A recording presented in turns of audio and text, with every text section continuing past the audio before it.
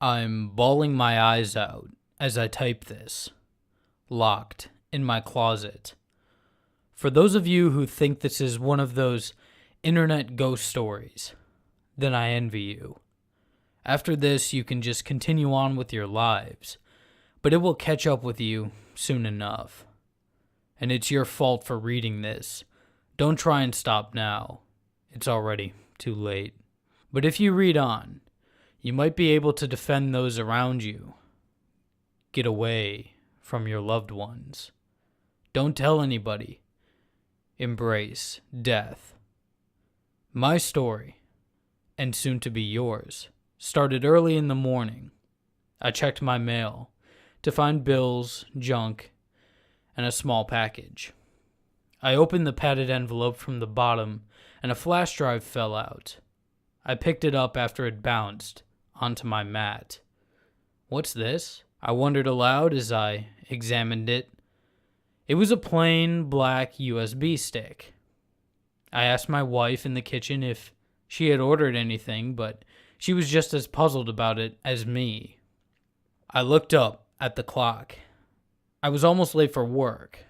I put the mail on the table and dashed out the door.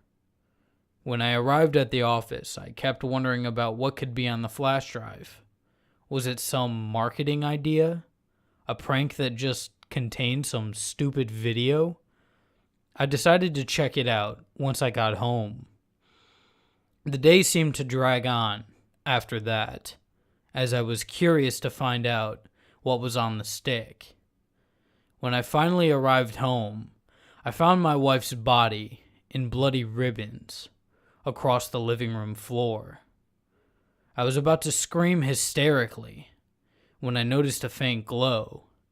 I turned to see my wife's laptop turned on with a blank screen. With tears in my eyes, I crossed the room, over the bloody mess on the floor, to the computer.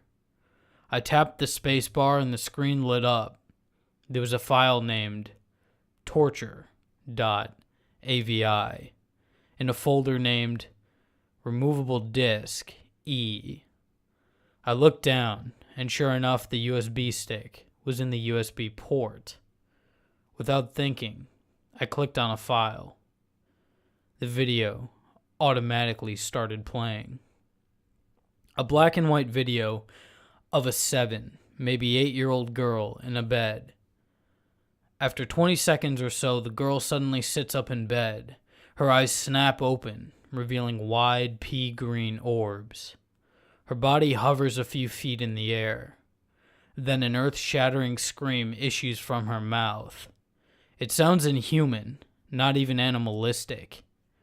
It is the scream of something too sinister to even register. Suddenly, the scene is a street that looks familiar to me. The cameraman walks down the street until he reaches a house that also seems familiar. Suddenly, my heartbeat quickens. My mouth turns dry as I realize that the cameraman is walking up the path to my door. I jump as there's a knock on my door. I look through the frosted glass and I see a dark hooded figure. Without realizing it, my legs are carrying me through the hallway. As I was locking the door of my bedroom, I heard the front door being flung off the hinges. I barricaded the door as best I could and grabbed my laptop.